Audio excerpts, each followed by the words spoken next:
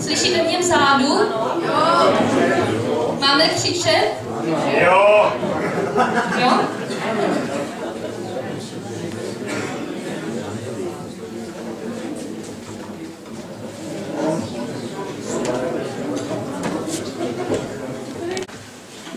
Ze všech různých úhlů. Akci tohoto charakteru děláme poprvé, tady v těchto prostorách. Nečekali jsme tak mohutný zájem, takže vidíte, že ty technické problémy nemáme ještě všechny vyřešený, tak doufám, že to bude v pořádku, když se vám něco nebude líbit, tak to hlašte včas, abyste nás pak nemuseli pomlouvat dodatečně. Takže ještě jednou. Všechny vás tady vítám. Ve Slavíkovicích bydlím 13 let, ale tolik Slavíkováků pohromadě a tedy těch, kteří mají ke Slavíkovicím vztah, jsem ještě pohromadě neviděla. Takže děkuji za tuto příležitost. A ještě než začnu mluvit o takových těch organizačních pokynech a přejdeme k přednáškám, předám slovo našemu vydavacímu výboru. To musí být ve Slavíkovicích. Dobré odpoledne, všechny vás srdečně vítám na této slavnostní příležitosti.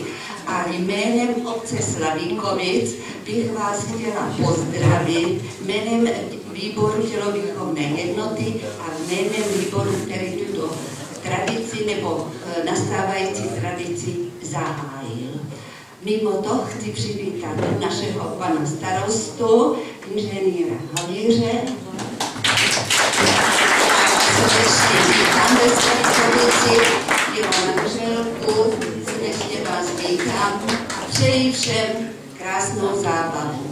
Mějte se.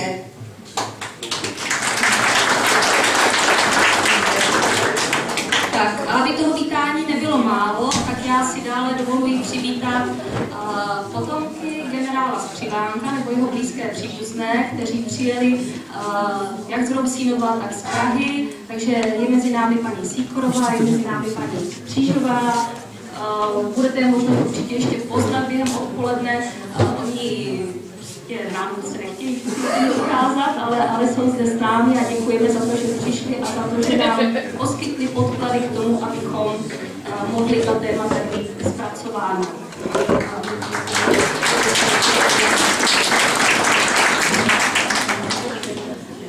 Na úvod ještě musím poděkovat všem, kteří tuto akci pomohli zorganizovat. Je zatím nekonečný počet lidí, jsou to desítky lidí, kteří se na této akci podílejí, ať už to je takový ten organizační výbor z řad Spartaku, z řad občanského sdružení Slavíkovice, dobrovolníci, nadšenci, paní, které pekly včera večer, včera odpoledne, abyste mohli ochutnat tady místní krajové speciality. Takže opravdu těch lidí se kolem toho motá hodně. Mnozí z vás stojí a těm všem teda tímto děkuji. Děkuji sponzorům, městu Rousínov, Spartaku Slavíkovice a Jihomoravskému kraji. A myslím, že bychom mohli začít. Už se určitě těšíte, takže první přednáška na téma historie Slavíkovic pana Karla Lochmana, kterého tímto zvuk mikrofonu může začít. Děkuji.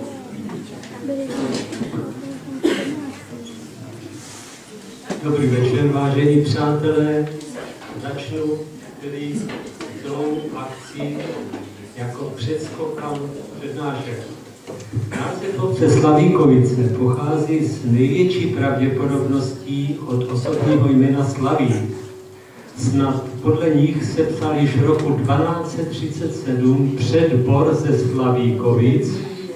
Určitě však se bez připomíná za vlády císaře Karla IV. Roku 1351, kdy Majnuš Němec z Mlékovic zapsal jménem manželce své Anežce ze Slavíkovic, jinak také Loukovic, 7 hřiven ročního platu. Tímto se připomíná také druhý název obce, který se používal, a to Loukovice, někdy rovněž Lakovice. V pozdějších letech a staletích měli Slavíkovice mnoho vlastníků, kteří se často střídali.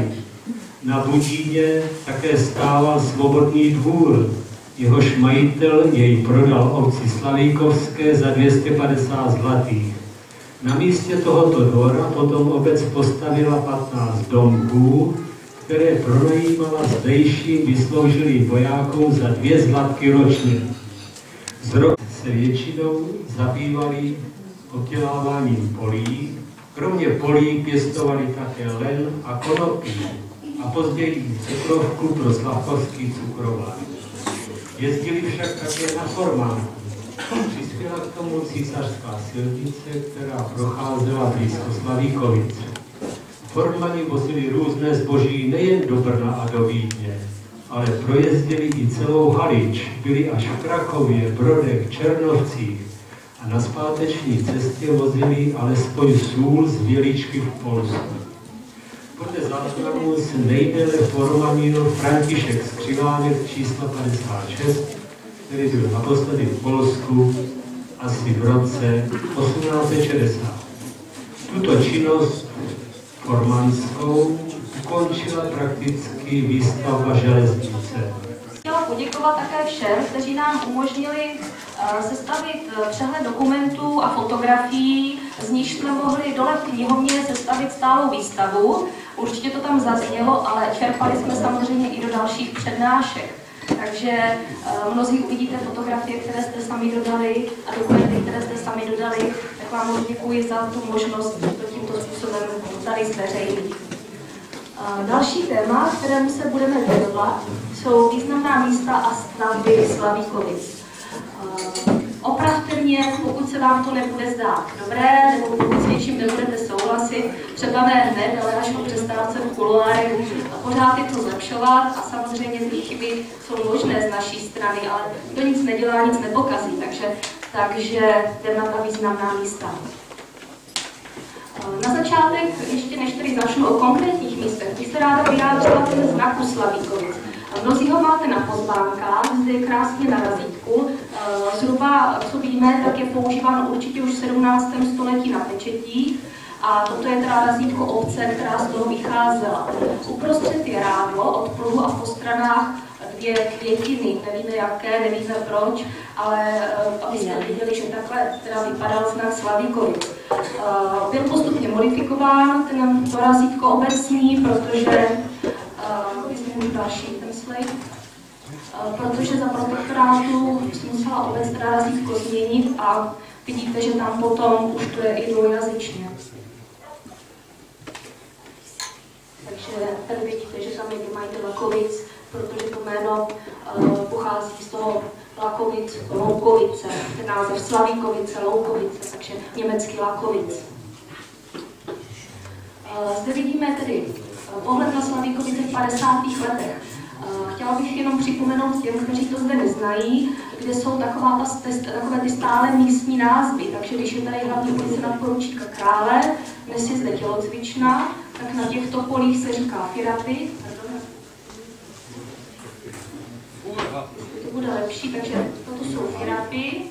Tady se říká Palapiska. Mlýnskou zahradu poznáte, pod EDP dnešní prostor jsou Šeredy. A z druhé strany Chmelnice, takové ty nejbližší k obci. Potom jsou další a další, ale hájky, ale to prostě na této fotografii není všechno zahrnuto. Zde je pohled na Slavíkovice právě z oněch hájků, což je takový ten sad za dálnicí, takže pohled na Slavíkovice, můžeme další. A zde je krásný pohled, stará fotografie na Slavíkovice z doby, kdy ještě nebyly vycelené pole, není tam dálnice, a na poli jsou krásně panáky, úzká políčka, ta krajina zde vypadala jinak.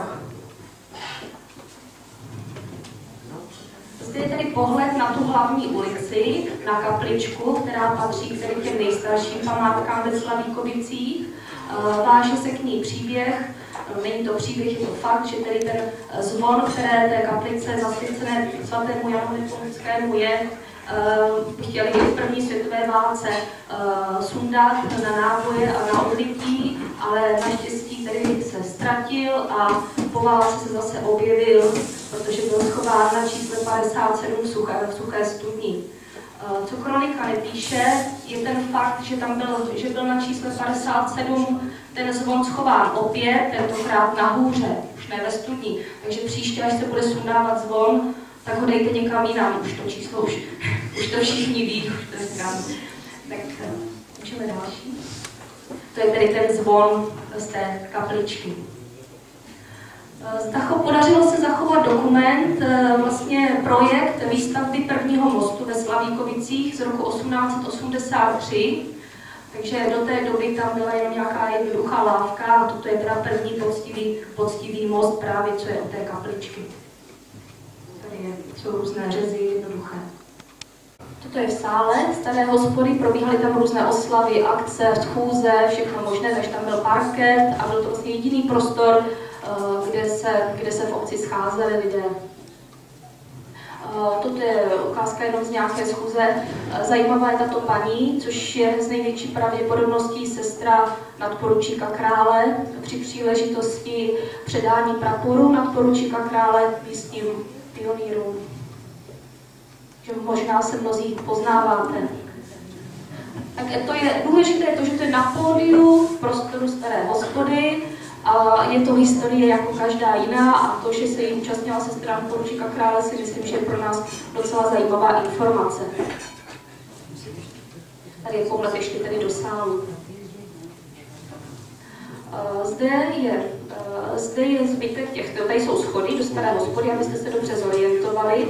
A vlastně ulice nadporučíka Krále. Podívejte se, jak vypadala ta cesta. A podívejte se na tento dům, to je takzvané Fabiánkovo, vydali tam Skřivánkovi. A kdo nevíte, kde to je, tak na další fotografii to zjistíte. Dnes tam není nic, ale to místo je Fabiánkovo. Dalším důležitým místem ve Slavíkovicích je Tunýlek, který byl vystaven pod nádražím. Tady je pěkný pohled, tedy na Tunýlek směrem nahoru přes Zábraní. A Tunýlek splnil svoji funkci v období osvobozování, kdy šla přes Slavíkovice fronta a byli v něm ukrytí lidé vlastně z části Slavíkovic a schovávali se tam tedy před bombardováním. Ještě můžeme se vrátit. K tomu se váže takový zajímavý příběh, který jsem se dozvěděla nedávno. V tom Tunýlku tedy hlavně byly ženy, děti, staří lidé, chlapi se údajně toulali všude a zde nebylo letecké bombardování, ale dělostřelci pálili přes Slavíkovice z obou stran proti sobě z německé a ruské strany. Ve chvíli, kdy jeden chlapec, byl to malý pan Vyvazal, v 8 letech šel domů zkontrolovat dobytek, tak padla dělostřelecká bomba na Petříkův dům a ho odhodila tlaková vlna až na tu trafiku, kterou jsme viděli předtím. Ve chvíli, kdy ho všichni oplakávali, on to teda přežil asi zřejmě díky té trafice, tak jako tam se stalo takové jako neštěstí, které dobře naštěstí dopadlo, ale ta vzpomínka je určitě hodně silná a jak ten Tunýlek, tak ta trafika svoji roli v historii Slavíkovic mají.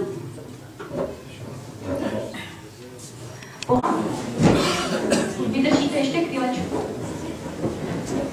Se nadechněte, napijte se, nechte se obsloužit děvčaty, řekněte si, komu chybí voda.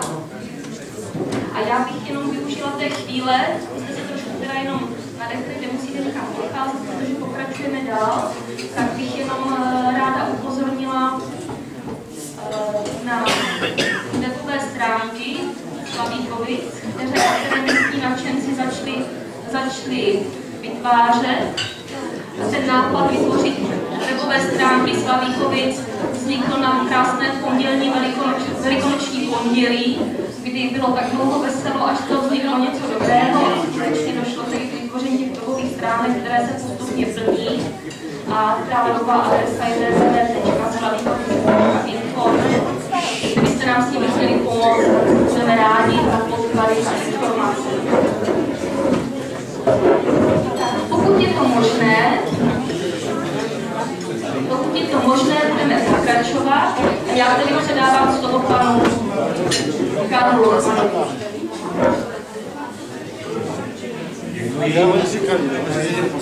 Obyčejných lidí se přesuneme na císařskou úroveň.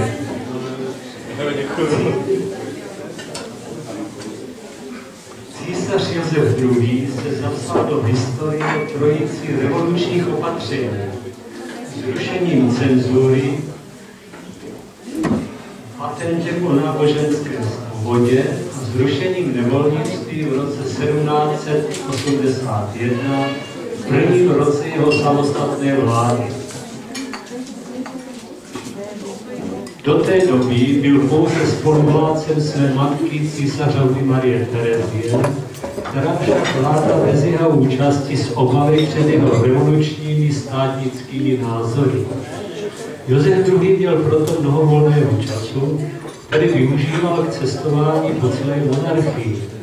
Nebylo to cestování císařské, často se představoval jako pouhý hrabě Falkenstein, občas vystoupil z kočáru, aby pohovořil s lidmi, aby navštívil jejich obyčejné příbytky a dokonce s nimi i někdy pracoval.